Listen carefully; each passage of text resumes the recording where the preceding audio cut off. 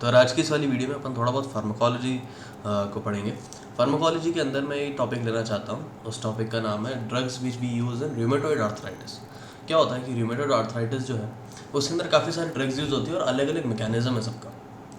उन सारी ड्रग्स का जो मैकेनिज़्म है वो काफ़ी ज़्यादा, अगर आप बुक में देखने जाए तो काफ़ी ज़्यादा आप कह सकते हैं वेग है। कोई इन्फ्लेमेशन पे काम कर रहा है, कोई डायरेक्टली पेन इनहिबिट कर रहा है, तो कभी कभी समझना थोड़ा मुश्किल हो जाता है। और इन्फ्लेमेशन पे भी जो काम कर रहा है उसके भी अलग अलग मैकेनिज़्म है। मैं आपको बताऊँ, ये जो मैकेनिज़्म है एक्चुअल में इंटरकनेक्टेड है। इतने वेग है नहीं जितने दिखते हैं, बट इशू ये है कि हमको वैसा दिखाया नहीं जाता। बट आज हम वैसा देखेंगे, एग्जैक्टली वैसा देखेंगे कि हम वो ड्रग्स यूज़ एक्चुअल में क्यों कर रहे हैं। ठीक है, तो अपन स्टार्ट करते हैं। देखो, अपन ड्रग्स को बाद में रिव्यू करेंगे, पहले अपन थोड़ी बहुत पैथोलॉजी रिव्यू करते हैं। थोड़ा बहुत देखेंगे कि दिक्कत क्या है। जिस चीज़ की दिक्कत है उसी चीज़ की दवाई देंगे ना, जो दिक्कत है उसके अकॉर्डिंग ही दवाई देंगे। तो दिक्कत देखते हैं, वरना दिक्कतें बहुत सारी है तो इसमें दवाइयाँ भी बहुत सारी है। तो देखो, यहाँ पे एक डायग्राम दिख रहा है आपको। ये जो डायग्राम है ये है जॉइंट का डायग्राम। ठीक है, ये जोड़ का जॉइंट का डायग्राम है। इसके अंदर दो बोन्स दिख रही है आपको, एक आपको दिख रही है यहाँ पे, एक आपको दिख रही है यहाँ पे। ये दो बोन्स हैं। अभी जो दोनों बोन्स हैं इनकी खास बात ये कि इनके अंदर हो रहा है इन्फ्लामेशन। इन्फ्लामेशन क्यों हो रहा है? क्योंकि इनके अंदर एंटीजन प्रेजेंट है। और ये जो एंटीजन है ये सेल्फ एंटीजन है, बॉडी का खुद का एंटीजन है। बट ये ऑटो इम्यून रिएक्शन है, क्योंकि रूमेटॉइड आर्थराइटिस तो बॉडी के खुद के एंटीजन के अगेंस्ट एंटीबॉडीज प्रोड्यूस हो रही है, तो इसलिए ऑटो इम्यून रिएक्शन है। अब इस ऑटो इम्यून रिएक्शन के अंदर एंटीबॉडीज बन रही है, इन्फ्लामेशन हो रहा है, यानी कि मैक्रोफेज भी आएगा, यानी कि लिम्फोसाइट भी आएगा, बी लिम्फोसाइट्स भी होंगे और टी लिम्फोसाइट्स भी होंगे। तब क्योंकि इतने सारी चीज़ें इन्वॉल्व है, बेसिक प्रोसेस क्या, अंडरलाइंग प्रोसेस है इन्फ्लेमेशन। अब इन्फ्लेमेशन के अंदर अगर आप रिकॉल करें तो सेल्स कौन कौन से होते हैं? मैक्रोफेज होता है जो इनिशिएट करता है क्रॉनिक इन्फ्लेमेशन को। उसके बाद में लिम्फोसाइट्स आते हैं, लिम्फोसाइट्स के अंदर बी लिम्फोसाइट्स हो सकते हैं जो कि एंटीबॉडी का प्रोडक्शन करेंगे, टी लिम्फोसाइट्स हो सकते हैं जो कि अलग अलग फैक्टर्स का प्रोडक्शन करेंगे, for example interleukin 1 tumour necrosis factor होता है। ठीक है, इन सारी चीज़ों को हम टारगेट बना सकते हैं। ठीक है, हो सकता है हम किसी एक फैक्टर को, फॉर एग्जांपल इंटरल्यूकिन 1 को टारगेट बना ले, इंटरल्यूकिन 1 को कम कर दे तो इन्फ्लेमेशन अपने आप कम हो जाएगा। ट्यूमर नेक्रोसिस फैक्टर को, टीएनएफ को टारगेट बना ले, उसको कम कर दे तो भी इन्फ्लेमेशन कम हो जाएगा। मैक्रोफेज को टारगेट बना ले तो भी इन्फ्लेमेशन कम हो जाएगा। लिम्फोसाइट के कीमोटैक्सिस को, लिम्फोसाइट के सेल, लिम्फोसाइट जो सेल है उसके जॉइंट के अंदर आने को इनहिबिट कर दे, यानी उसके कीमोटैक्सिस को इनहिबिट कर दे तो भी इन्फ्लेमेशन कम हो जाएगा। तो बहुत सारे रास्ते हैं हमारे पास। तो देखिए, सबसे पहला जो रास्ता है वो शुरू करते हैं मैक्रोफेज से, क्योंकि मैक्रोफेज सबसे पहला सेल होता है क्रॉनिक इन्फ्लेमेशन का।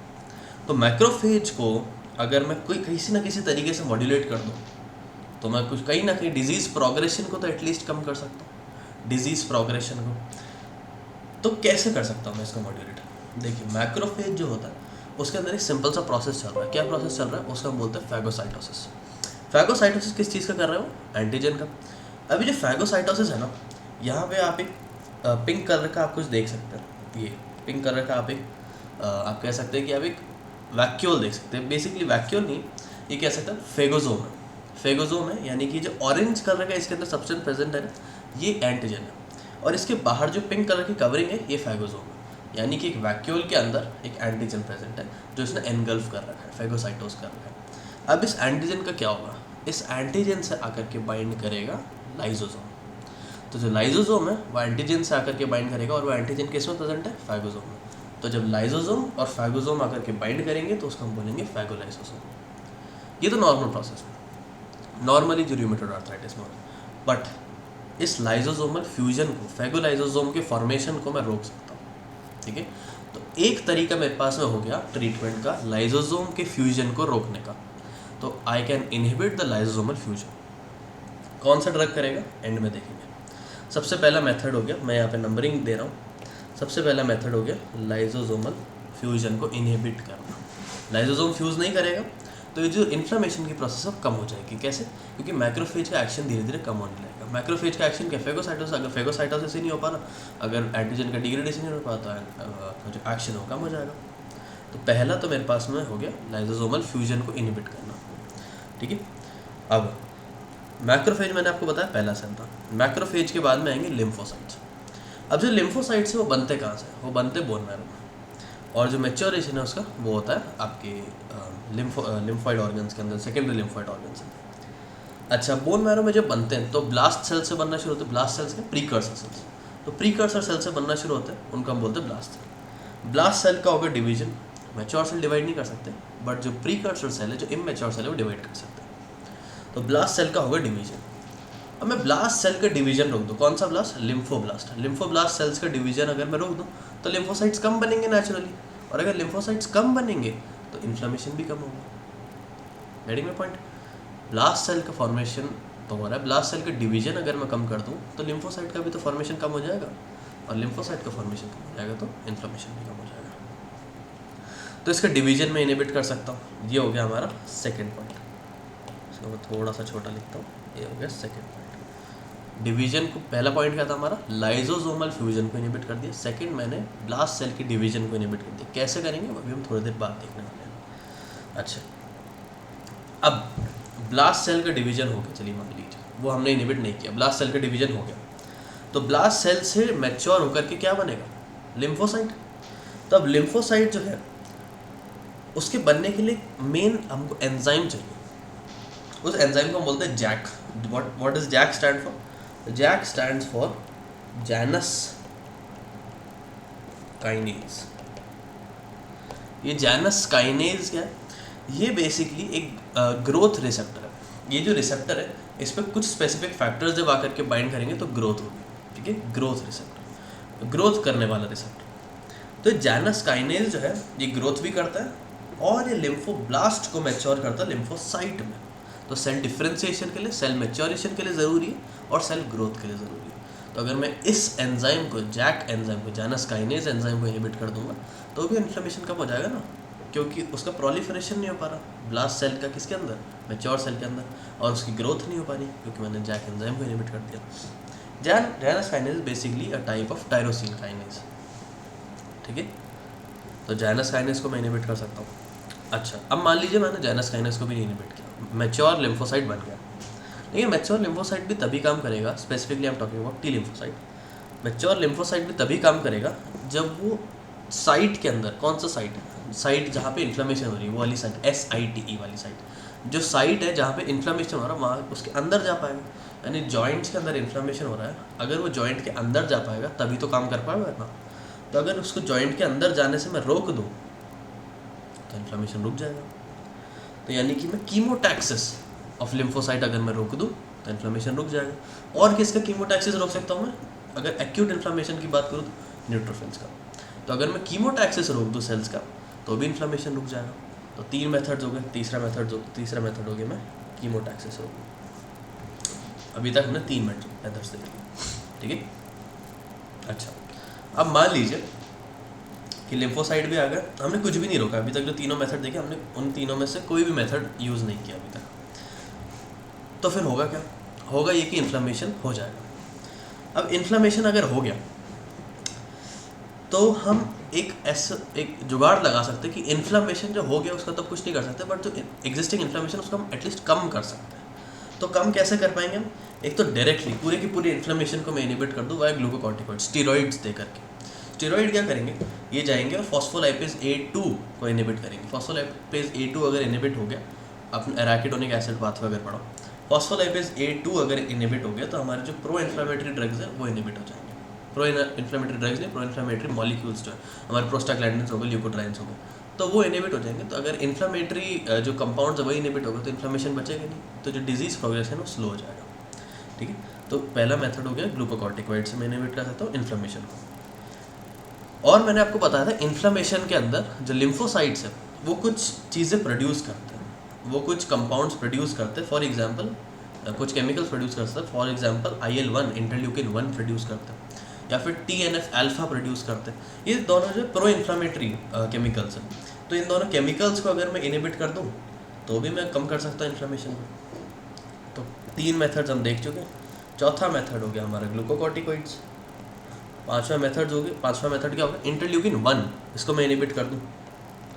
छठा मेथड हो गया TNF अल्फा को मैं इनहिबिट कर दूँ। ठीक है, अच्छा, अब देखिए इन्फ्लेमेशन जो हो रहा है उसके अंदर एक क्रॉनिक इन्फ्लेमेशन है, एंटीजन, सेल्फ एंटीजन के अगेंस्ट इन्फ्लेमेशन है। तो इसके अंदर एंटीबॉडीज़ बन रही होगी नहीं बन रही होगी?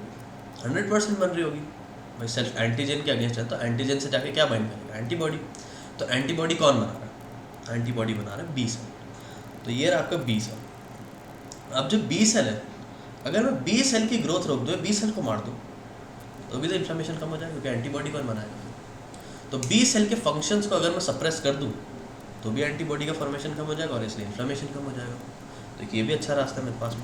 हमने कितने देख लिए अभी तक? हमने देख लिए 6। 7वां रास्ता है हमारे पास में बी सेल का इन्फ्लेमेशन, बी सेल का फंक्शन कम कर दूँ। ठीक है, तो बी सेल का मैंने फंक्शन कम कर दी। ये हमारे पास में कुल मिला के रास्ते थे किस चीज़ के लिए? रूमेटॉइड आर्थराइटिस के ट्रीटमेंट के लिए। देखिए, ये जो ट्रीटमेंट मैंने आपको अभी बताया ना, ये है डिजीज़ प्रोग्रेशन को रोकने के लिए। डिजीज़ प्रोग्रेशन यानी कि डिजीज़ हो चुकी हो बट डिजीज़ जो आगे स्लो बढ़े उसको रोकने के लिए। ये पेन कम करने के लिए नहीं है। पेन कम करने के लिए दवाइयाँ होती हैं जिसको आप अच्छे से जानते हैं, एनसेड्स। पेन कम करने के लिए दवाइयाँ होती हैं एनसेड्स। ये जो मैंने आपको अभी बताया एनसेड्स नहीं, वो डिजीज़ को स्लो करने के लिए, डिजीज़ प्रोग्रेशन को स्लो करने के लिए। इसलिए डिजीज़ प्रोग्रेशन को स्लो करने के लिए, डिजीज़ को मॉडिफाई करने के लिए दवाइयाँ, उनका हम बोलते हैं डीमार्ट्स। डीमार्ट नहीं, डीमार्ट। ठीक है, डीमार्ट्स। तो जब भी हमने दवाइयाँ पढ़ी उनका हम बोलते हैं डीमार्ट्स। ठीक है, तभी हम डीमार्ट्स पढ़ रहे हैं। अच्छा, अब हमने मेथड्स तो देख लिए, अब हम एक एक करके दवाई देखते हैं कि कौन कौन सी देते हैं। तो सबसे पहले हमने क्या बोला था? मैक्रोफेज के अंदर लाइसोसोमल फ्यूजन को मैं इनहिबिट कर दूँ, फेगोलाइसोसोम की फॉर्मेशन को कम कर दूँ। तो किससे कर सकता हूँ? हाइड्रोक्सीक्लोरोक्विन से। आपने नाम अच्छे से सुना होगा, इसका खूब नाम सुना होगा, हाइड्रोक्सीक्लोरोक्विन। कोविड के अंदर हमने खूब दिया था hydroxychloroquine, specifically western countries, specifically United states को हमने एक्सपोर्ट किया था इंडिया से हाइड्रोक्सीक्लोरोक्विन। ठीक है, तो हाइड्रोक्सीक्लोरोक्विन क्या करेगा? लाइसोसोमल फ्यूजन को इनहिबिट करेगा और इसलिए इन्फ्लेमेशन कम कर सकता है। पहला ड्रग ही हो गया हाइड्रोक्सीक्लोरोक्विन। इसको याद रखने की अभी अपन एंड में निमोनिक भी देख लेंगे। अभी आप याद रखें हाइड्रोक्सीक्लोरोक्विन क्या करता है? ये आपके जो लाइसोसोमल फ्यूजन है उसको इनहिबिट करता है। ठीक है, लाइसोसोमल फ्यूजन इनहिबिट हो जाएगा तो फेगोलाइसोसोम नहीं बनेगा और इन्फ्लेमेशन कम हो जाएगा इसके अंदर, मैक्रोफेज में। अच्छा, इसके बाद में सेकेंड मेथड हमने क्या देखा था? जो ब्लास्ट सेल्स थे, जो लिम्फोब्लास्ट थे, उसका डिवीजन में रोक दो तो लिम्फोसाइट अल्टीमेटली कम बनेंगे। तो उसका डिवीजन में कैसे रोक सकता हूँ? एक ड्रग होता है लेफ्लुनोमाइड, आपने नाम शायद सुना होगा इसका, लेफ्लुनोमाइड। ये क्या करता है? ये DHOD का डाईहाइड्रोओरोटेट डिहाइड्रोजिनेस, डाईहाइड्रोओरोटेट डिहाइड्रोजिनेस। डाईहाइड्रोओरोटेट क्या? डाईहाइड्रोओरोटेट एक मॉलिक्यूल है जो बनता है हमारे पिरिमिडीन सिंथेसिस में। तो अगर उस मॉलिक्यूल को मैं बनने से रोक दूँ, उस मॉलिक्यूल को डिग्रेड होने से, बेसिकली डिग्रेड नहीं, ये क्या करता है? डाईहाइड्रोओरोटेट जो है उसको लेकर के ये आगे प्रोसीड करते हैं, यानी पिरिमिडीन सिंथेसिस को स्टिमुलेट करता है। ये एंजाइम DHOD जो है पिरिमिडीन सिंथेसिस में हेल्प करता है। तो अगर मैं पिरिमिडीन सिंथेसिस को कम कर दूँ, यानी DNA सिंथेसिस मैंने कम कर दी, तो DNA सिंथेसिस अगर कम हो गया तो जो ब्लास्ट सेल्स थे वो डिवाइड नहीं कर पाएंगे ना भाई। डिवाइड करने के लिए उनको DNA चाहिए, तो DNA नहीं मिलेगा उनको। क्यों? क्योंकि मैंने DNA बनाने वाले एंजाइम को इनहिबिट कर दिया, DHOD पिरिमिडीन बनाने वाले एंजाइम को इनहिबिट कर दी, ब्लास्ट सेल्स से डिवीजन नहीं होगा। ठीक है, तो क्या एग्जाम्पल है इसका? लेफ्लुनोमाइड। लेफ्लुनोमाइड एक ड्रग है जो DHOD को इनहिबिट करता है, इससे डिवीजन कम हो जाता है। ये हो गया हमारा सेकेंड ड्रग। तीसरा मैंने आपको क्या बताया था? मान लीजिए मैच्योर लिम्फोसाइट्स बन गए पर उनका कीमोटैक्सिस होना ज़रूरी है, तो उनकी कीमोटैक्सिस को कौन प्रिवेंट करता है? Again hydroxychloroquine. तो हाइड्रोक्सीक्लोरोक्विन के दो फंक्शन देखें, एक तो लाइसोसोमल फ्यूजन और एक कीमोटैक्सिस। किसका? लिम्फोसाइट्स का। ये तो दो हमने फंक्शन देखे हाइड्रोक्सीक्लोरोक्विन के। अच्छा, चौथा मेथड हमने क्या देखा था? इन्फ्लेमेशन को कम करना। इन्फ्लेमेशन को कम करने के लिए सबसे इम्पॉर्टेंट क्या था हमारे पास में? स्टीरॉइड्स। स्टीरॉइड्स क्या था? ग्लूकोकॉर्टिकॉइड, बेसिकली वो स्टीरॉइड ही। तो ग्लूकोकॉर्टिकॉइड इनहिबिट करते हैं इन्फ्लेमेशन को। कैसे? फॉस्फोलाइपेज A2 एंजाइम को इनहिबिट करके। यहाँ पे लिखा हुआ नहीं है बट आप याद रख सकते हैं, फॉस्फोलाइपेज A2 को इनहिबिट करता है। ये इकोसिनोइड फार्माकोलॉजी जो आती है उसके अंदर है। तो इन्फ्लेमेशन जो है मान लीजिए हो रहा है, तो इन्फ्लेमेशन के अंदर दो मैंने आपको बताया मेनली बनते प्रो इन्फ्लेमेटरी केमिकल्स, उसको बोला हमने इंटरल्यूकिन 1 और TNF अल्फा। इसके अलावा भी होते हैं इंटरल्यूकिन 6 वगैरह भी होते हैं, बट ये दो मेन यहाँ पे हम देख रहे हैं क्योंकि इन दोनों के अगेंस्ट हमारे पास ड्रग्स है। तो इंटरल्यूकिन 1 को अगर मैं इनहिबिट करना चाहूँ तो मेरे पास में एक ड्रग है, थोड़ा सा इसका नाम अजीब सा है, इसका नाम है एनाकीरा। एनाकीरा, ठीक है। तो एनाकीरा एक ड्रग है वो इंटरल्यूकिन 1 को इनहिबिट करता है। इसको याद कैसे रखेंगे आप, इसमें खूब सारे ए हैं और ए कौन से नंबर का लेटर होता है 1, तो इंटरल्यूकिन 1 को कौन इनहिबिट करेगा, एनाकीरा। एनाकीरा में 3 ए है, ठीक है, तो इंटरल्यूकिन 1 को इनहिबिट करेगा। काफ़ी सारे ए है ना, और ए फर्स्ट लेटर होता है, याद रखने की वे एक तरीके, बट याद रह जाए तो अच्छा ही है। फिर TNF अल्फा, TNF अल्फा जो है उस पर हमने स्पेशल एम्फेसिस दिया, क्योंकि TNF अल्फा जो काफ़ी ज़्यादा स्ट्रॉन्ग प्रो इन्फ्लामेटरी केमिकल है। तो सबसे पहले तो TNF अल्फा के अगेंस्ट मैंने एंटीबॉडीज़ बना दी, मोनोक्लोनल एंटीबॉडीज़। इसको हम IV देंगे, ऑब्वियसली ओरल नहीं देंगे। तो इसके अगेंस्ट मोनोक्लोनल एंटीबॉडी बहुत ही फेमस नाम है इन्फ्लिक्सीमैब और अडालीमुमैब। तो इन्फ्लिक्सीमैब और अडालीमुमैब जो है ये मोनोक्लोनल एंटीबॉडीज़, जिनके अगेंस्ट आगे भी मैब आता है ना, मैब वो मोनोक्लोनल एंटीबॉडीज़ होती है। तो इन्फ्लिक्सीमैब और अडालीमुमैब जो है वो इनहिबिट करती है TNF अल्फा को। कैसे, ये मोनोक्लोनल एंटीबॉडीज से जाके बाइंड कर जाएगी TNF अल्फा से, तो TNF अल्फा से बाइंड कर जाएगी, TNF अल्फा अपना काम नहीं कर पाएगा, तो इन्फ्लेमेशन इनहिबिट हो जाएगा। या फिर हमने क्या किया, TNF अल्फा की जो हमारे सेल्स पर रिसेप्टर होते हैं उसको हमने निकाला और उसका हमने रिकॉम्बिनेंट वर्जन बनाया कि लैब के अंदर। तो उसका जो रिकॉम्बिनेंट वर्जन हमने बनाया ना, उसका हमने ब्लड के अंदर छोड़ दिया। तो रिसेप्टर जाके क्या करेगा, TNF अल्फा से बाइंड कर जाएगा। पर यहाँ पर रिसेप्टर फ्री स्टेट में, फ्री स्टेट में होने से क्या फ़र्क पड़ेगा, फ्री स्टेट में होने से फ़र्क ये पड़ेगा कि जो TNF अल्फा है उससे जाके रिसेप्टर तो बाइंड कर गया, पर अब रिसेप्टर के आगे कोई सेल नहीं काम करने के लिए, तो रिसेप्टर का कोई सिग्नल तो जाएगा नहीं, यानी कि बेसिकली इसको बाइंड करके बैठ गया, ठीक है। तो एक ड्रग है एटानरसेप्ट। एटानरसेप्ट जो है ये क्या करता है, ये आप नाम से देख पा रहे हैं, RCEPT रिसेप्टर, RCEPT रिसेप्टर है बेसिकली। ये क्या है, TNF अल्फा के जो रिसेप्टर होता है हमारे सेल पे, उसका रिकॉम्बिनेंट वर्जन है, और ये TNF अल्फा से जाके बाइंड कर जाएगा, उसका फंक्शन इनहिबिट कर देगा, ठीक है। Recombinant form of TNF receptor लिखा हुआ भी है। अच्छा, अब हम चलते हैं थोड़ा सा आगे। अब हमने क्या कहा था, एंटीबॉडीज जो कौन बना रहा है, B सेल। तो B सेल का फंक्शन मैं कम कर दूँ तो भी तो मेरा काम हो जाएगा, इन्फ्लेमेशन कम हो जाएगा। मेन विलन ही तो वही है ना, एंटीबॉडीज़ बनना, सेल्फ एंटीबॉडीज, मेन विलन ही वही है।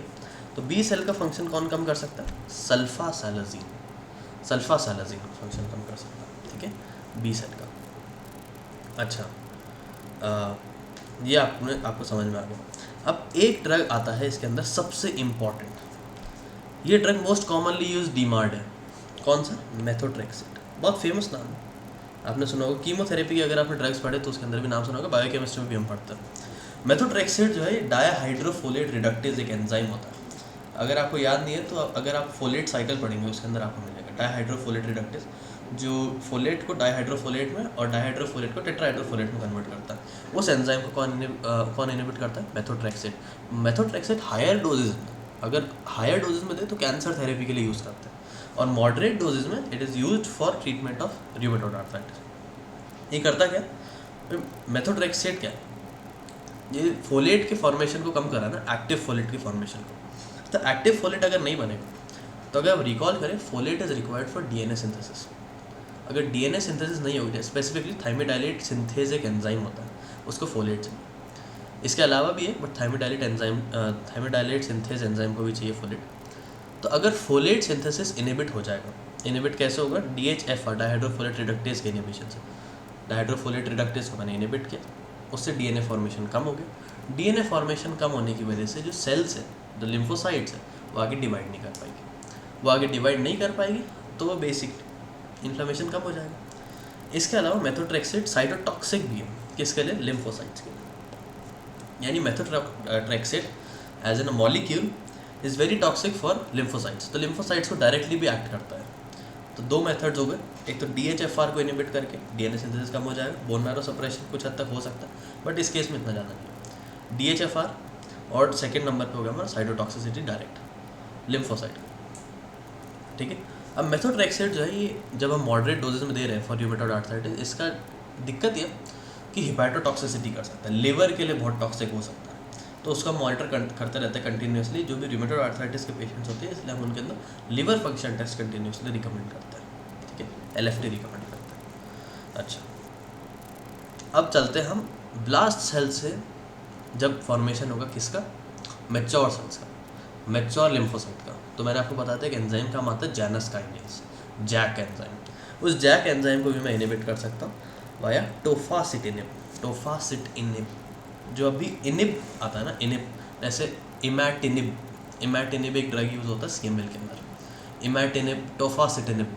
ये इनिब जो होते हैं टायरोसिन काइनेज या काइनेज इनिबिटर्स होते हैं। इनिब यानी कि काइनेज इनिबिटर, यहाँ पे है जैनस काइनेज इनिबिटर टोफासिटिनिब, टोफासिटिनिब। ठीक है, ये कुछ ड्रग्स थे जो हम यूज़ करते हैं किसके लिए, रूमेटॉइड आर्थराइटिस के लिए। अब इतनी कहानी तो हो गई, मेनली हो सकता है कई लोग आए हों सिर्फ निमोनिक के लिए, निमोनिक बता देते हैं। बट मैं आपको रिकमेंड करूँगा जो मैंने प्रोसेस समझाया अभी, वो प्रोसेस आप ज़रूर से समझ लो, क्योंकि उसी के बेसिस पे सारी फार्माकोलॉजी डिज़ाइन है। कहाँ इन्फ्लेमेशन हो रहा है, कहाँ कीमोटैक्सिस हो रहा है, कहाँ आप बोल सकते हैं लाइसोसोम का फ्यूजन हो रहा है, ठीक है, कहाँ पे साइटोटॉक्सिक है, ये सारी चीज़ें बहुत इंपॉर्टेंट है, इसी के बेसिस पे फार्माकोलॉजी डिज़ाइन हुई ना। तो मैं आपको रिकमेंड नहीं करता हूँ कि आप उसको ज़रूर से आप रिव्यू करें। ठीक है, वीडियो अगर आप ना भी देखना चाहें कोई बात नहीं, आप अपना टाइम बचाइए, उसको लिख करके आप खुद से एक बार लिखिए, आपको अच्छे से याद हो जाएगी चीज़ें। और याद करने की चीज़ें है भी नहीं, काफ़ी कुछ समझने का। अगर आपने इन्फ्लेमेशन पढ़ रखा है तो आपके लिए हलवा टॉपिक। अब देखिए हम इसका निमोनिक रिव्यू करते हैं। निमोनिक है समहाउ ही ग्रू अ टेल, कैसे ना कैसे करके उसने एक पूंछ उगाई, समहाउ ही ग्रू अ टेल। जैसे हम हमारी टेक्सटिंग लैंग्वेज जो होती है व्हाट्सएप वगैरह में, उसमें समहाउ को SMH करके लिखते हैं ना, तो SMH, समहाउ ही ग्रू अ टेल। ठीक है, तो इसके अंदर SMH में क्या है, सल्फासालाजीन। सबसे पहला सल्फासालाजीन क्या कर रहा था, पॉज करके आप एक बार सोचिए, सल्फासालाजीन B सेल के फंक्शन को कम कर रहा था। ठीक है, सेकंड नंबर पे तो S से हो गया सल्फासालाजीन, समाहु के H से, M से हो गया मेथोट्रेक्सेट। मेथोट्रेक्सेट कौन सा एंजाइम को इनहिबिट कर रहा था, डायहाइड्रोफोलेट रिडक्टेज। रिवाइज करवा रहा हूँ मैं, हाइड्रोक्सीक्लोरोक्विन। हाइड्रोक्सीक्लोरोक्विन क्या कर रहा था, हाइड्रोक्सीक्लोरोक्विन, एग्जैक्टली, हाइड्रोक्सीक्लोरोक्विन एक तो कीमोटैक्सिस को कम करा रहा था और दूसरा लाइसोसोमल फ्यूजन को कम करा रहा था, दो काम कर रहा था। अब देखिए समहाउ ही जो है उसके अंदर H जो है वो ऐसे लगा रखा है मैंने कंप्लीशन के लिए। E काम का है यहाँ पे, E स्टैंड्स फॉर इटैनरसेप्ट। इटैनरसेप्ट जो है, इटैनरसेप्ट जैसे क्या बोलना चाह, ये RCEPT है इसके अंदर रिसेप्टर के लिए, RCEPT रिसेप्टर भी ऐसे ही होता है ना, रिसेप्टर, तो RCEPT इसमें भी आता है। ठीक है, तो इटैनरसेप्ट जो है वो क्या कर रहा है, याद करिए आप, TNF अल्फा, TNF अल्फा का एक रिकॉम्बिनेंट रिसेप्टर है, तो TNF अल्फा से जाकर के बाइंड करता है इटैनरसेप्ट। ठीक है, फिर समहाउ ही हो गया, इसके बाद में ही समहाउ ही ग्रू, GREW, ग्रू में से G इंपॉर्टेंट है। ठीक है, तो G से हो जाएगा ग्लूकोकॉर्टिकॉइड्स। ग्लूकोकॉर्टिकॉइड्स कौन सा एंजाइम को इनहिबिट कर रहा था, फॉस्फोलाइपेज A2। ठीक है, मैं आपको रिवाइज करवाना चाह रहा हूँ ताकि आपको याद हो जाए। समहाउ ही ग्रू, ग्लूकोकॉर्टिकॉइड जो बेसिकली स्टेरॉइड है, फॉस्फोलाइपेज A2 को इनहिबिट कर रहा है। फिर ग्रू A से कुछ भी नहीं है, A मैंने बस कंप्लीशन ऑफ सेंटेंस के लगा रखा। फिर TAIL, टेल। ठीक है, T से हो गया टोफासिटिनिब। अब मैंने आपको बताया था इनिब्स जो भी होता है वो काइनेज जो होता है, काइनेज एंजाइम उसको इनहिबिट करता है। तो टोफासिटिनिब जो है वो क्या कर रहा है, वो कर रहा है इनहिबिट जैक एंजाइम को, जानस काइनेज एंजाइम को।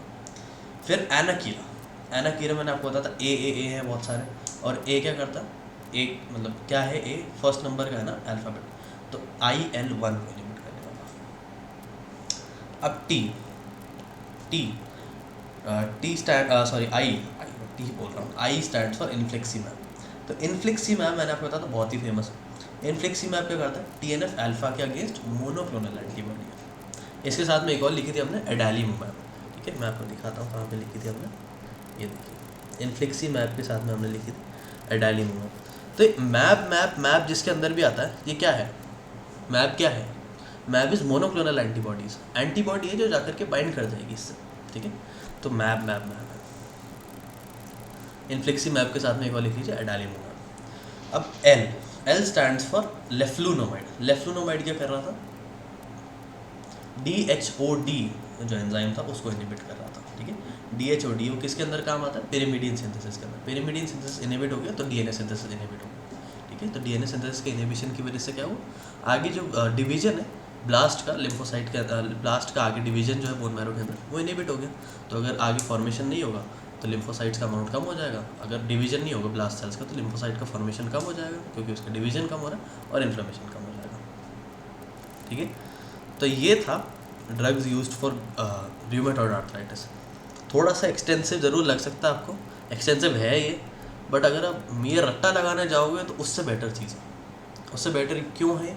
क्योंकि इसके अंदर आपको अंडरस्टैंडिंग बन रही है कि ऐसा ऐसा ड्रग दे क्यों रहा है। ठीक है, तो आई होप आपको ये सब समझ में आ गया होगा।